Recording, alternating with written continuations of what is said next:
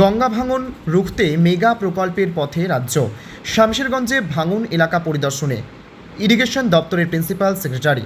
গঙ্গা নদীর ভাঙন প্রতিরোধে স্থায়ী সমাধানের লক্ষ্যে বড় পদক্ষেপের পথে এগোচ্ছে রাজ্যের বিজেপি সরকার।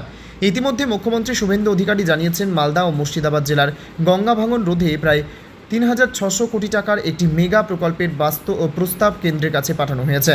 সবকিছু পরিকল্পনা অনুযায়ী এগোলে ২০২৭ সাল থেকেই এই বহুল প্রতীক্ষিত প্রকল্পের কাজ শুরু হওয়ার সম্ভাবনা রয়েছে। এরই পাশাপাশি চলতি বাজেটে গঙ্গা ভাঙন প্রতিরোধের প্রাথমিক কাজের জন্য ৫০ কোটি টাকা বরাদ্দ করা হয়েছে।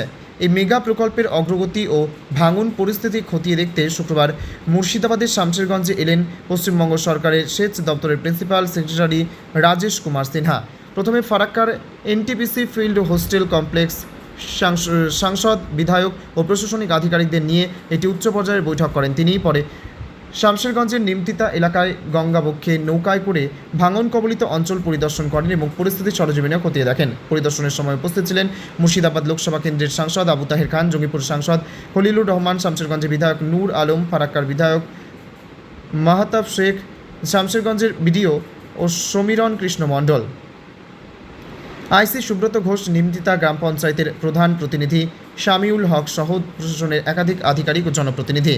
উল্লেখ্য, প্রথমবার বিধায়ক নির্বাচিত হওয়ার পরেই শামশেরগঞ্জের বিধায়ক নূর আলম গঙ্গা ভাঙনকে এলাকার অন্যতম প্রধান সমস্যা হিসেবে তুলে ধরেছেন। তিনি রাজ্যের মুখ্যমন্ত্রীর কাছে চিঠি লিখে দ্রুত স্থায়ী ভাঙন প্রতিরোধ প্রকল্প গ্রহণের দাবি জানান।